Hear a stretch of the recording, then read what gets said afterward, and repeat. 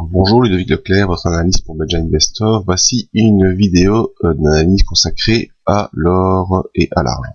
Alors, on va faire cette analyse en parallèle, l'analyse que j'ai fait sur le futur de décembre.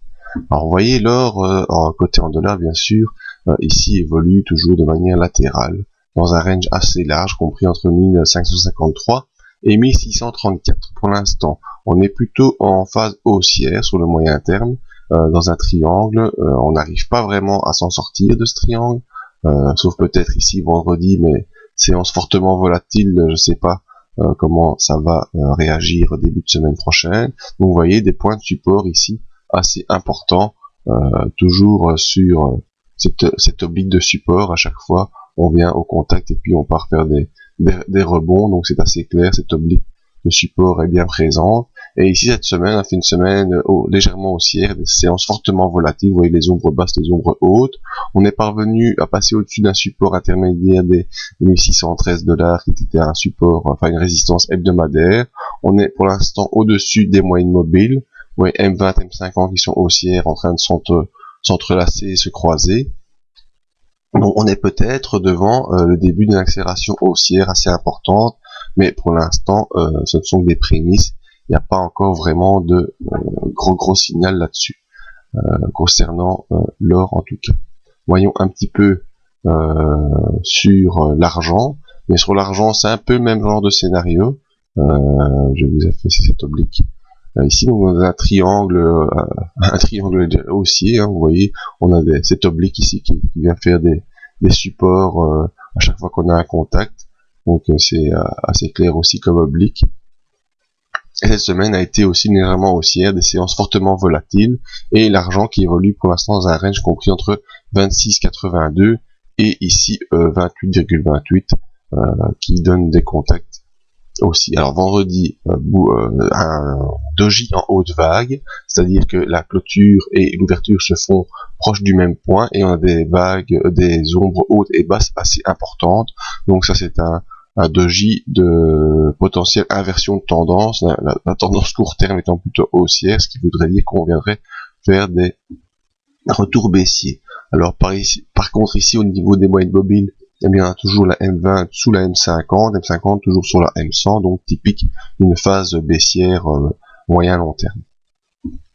Et on devra attendre également le passage au-dessus des 28,28 $ pour l'argent, pour voir une impulsion haussière un peu plus importante s'installer. Revenons un peu sur l'or avec un coup d'œil rapide sur les indicateurs. MACD haussier au-dessus de son signal, donc c'est un bon signe pour la suite. Le RSI toujours dans la zone neutre, preuve de la latéralisation, qui n'arrive pas à accélérer au-dessus de 60 ou à décélérer sous 40, donc toujours vraiment dans la zone neutre, hein, sur l'or, c'est très clair. Le stochastique, pour l'instant haussier au-dessus de son signal, donc c'est la petite phase haussière qui est devant nous, avec en faisant des points bas de moins en moins bas, donc la preuve d'une oblique de support. Et les volumes, ça c'est très important, les volumes, eh bien on voit qu'il y a eu une phase de vente de volume, et pour l'instant on est plutôt en latéralisation sur les volumes aussi. Il n'y a pas vraiment de phase haussière, pas vraiment de phase baissière, enfin c'est plutôt la phase d'attente sur les volumes également. En tout cas, sur l'or, c'est très clair, on latéralise et on attend. Alors, retour sur l'argent, sur le silver, hein, on voyait un petit tour rapide sur les indicateurs également. MACD au-dessus de son signal qui est toujours haussier, donc on a une tendance haussière qui tente de s'installer, c'est l'oblique de support qui est là. Au niveau du RSI, bien même chose, avec même parfois des accès de faiblesse sur l'argent qu'on n'a pas sur l'or. Par contre, on latéralise bien le RSI, donc il n'y a pas de puissance ni dans un sens ni dans l'autre. C'est vraiment la neutralité. Sur le stochastique, légèrement aussi au-dessus de son signal, mais on est déjà en zone de surachat avec le stochastique qui arrête sa progression.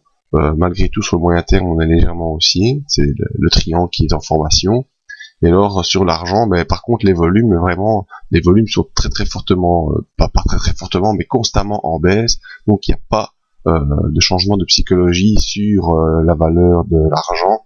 C'est toujours baissier pour les opérateurs. Voilà, donc en conclusion, si vous n'êtes pas en place sur l'or ou sur l'argent, il faut attendre.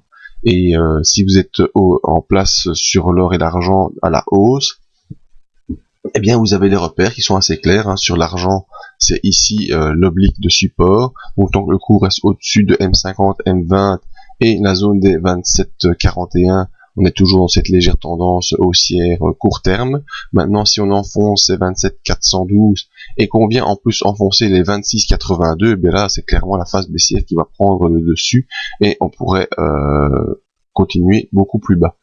Maintenant, sur l'or, si vous êtes haussier et vous êtes en place depuis la fin juin, tant mieux pour vous. Attention ici très clairement à la zone des 1634 $, qui serait une zone de résistance importante, mais tant que le cours reste au-dessus de ces moyennes mobiles, donc au-dessus des 1600 $, il n'y a pas trop de problème. Maintenant, si le cours enfonce cette oblique de support, mais que vous voulez quand même rester en place, le point à ne pas négliger, c'est 1553, parce que si on passe en dessous de ça, donc d'abord votre trade sera revenu à zéro, et en plus il devrait continuer à accélérer vers le bas. Donc voilà, c'était mon avis pour l'or et l'argent. Retour de cet avis dans le briefing tous les matins. Vous pouvez venir sur le site pour voir d'autres analyses d'indices de matières premières ou de l'euro-dollar, et un petit mail pour me joindre pour toute question. Merci à tous, à bientôt.